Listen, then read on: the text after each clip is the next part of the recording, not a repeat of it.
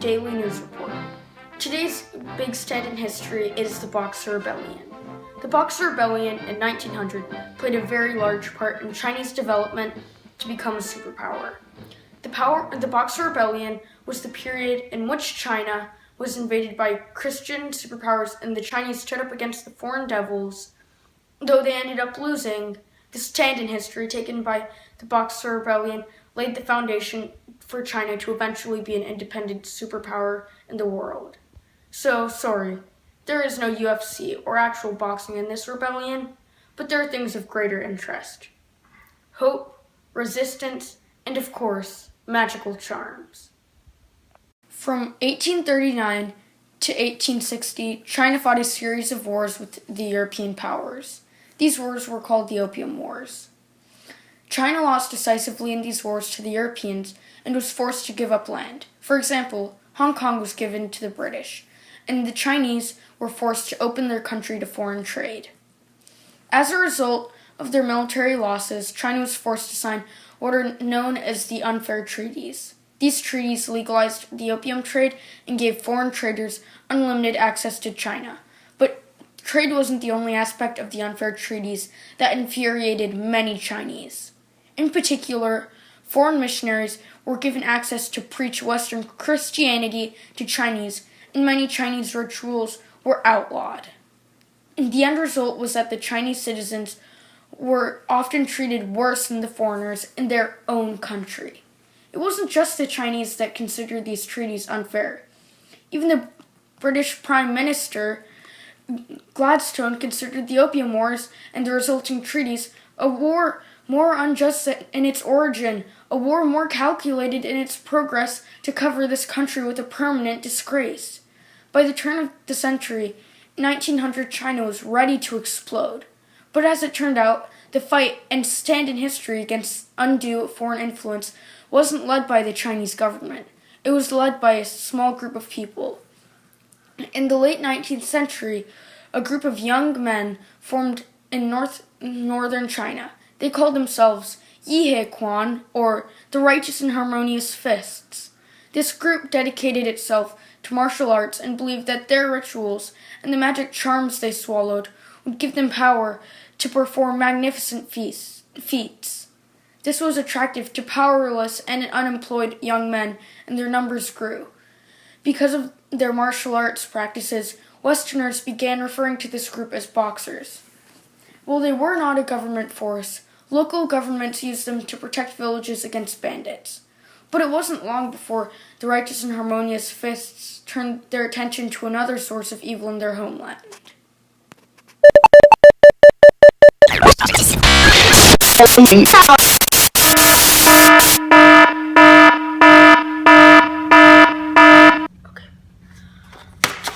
Breaking news. Today it is 1900 and we are interrupting your documentary to bring you this breaking news.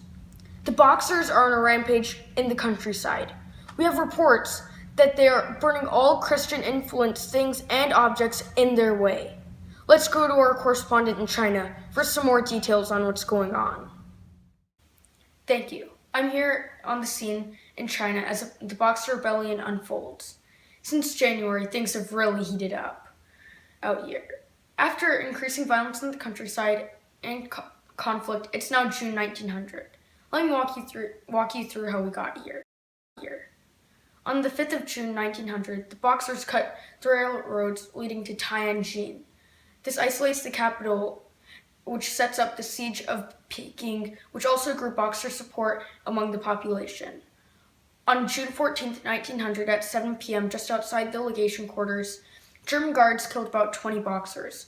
Also, Europeans have massacred 45 Chinese citizens during a temple raid. This violence finally causes Chinese Empress Dowager Cixi.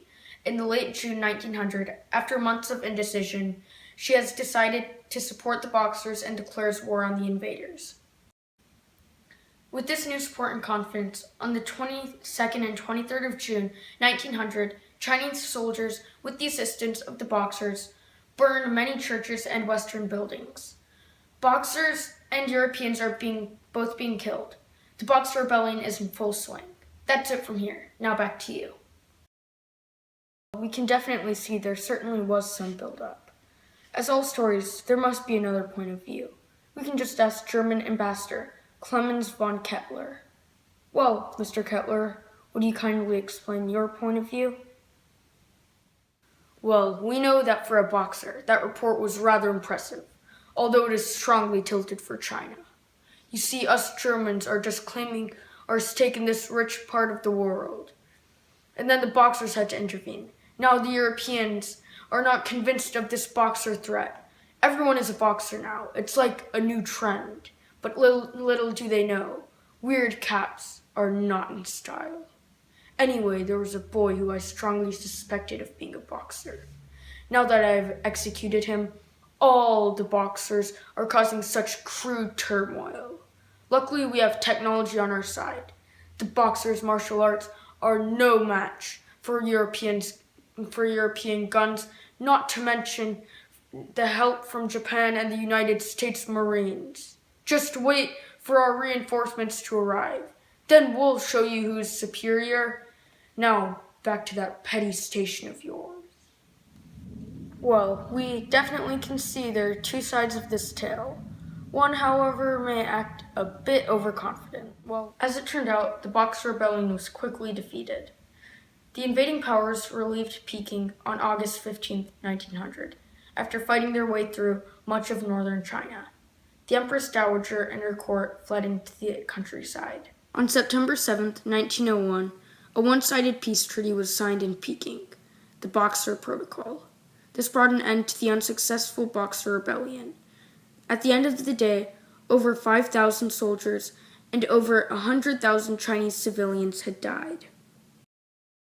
The foreign powers made China repay $333 million to them, which was much more than their tax revenue at the time. In addition, China was forced to agree to trade treaties that were very favorable to the foreign powers.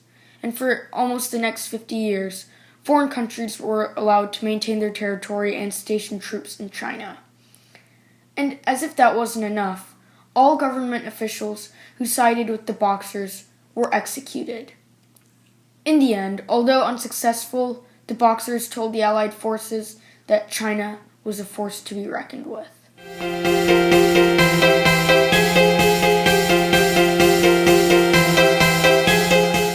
There's an old Chinese proverb, Bing Dong San Chi Fei Ni Ri Ni Han. It translates as, 3 feet of ice is not formed in a single day.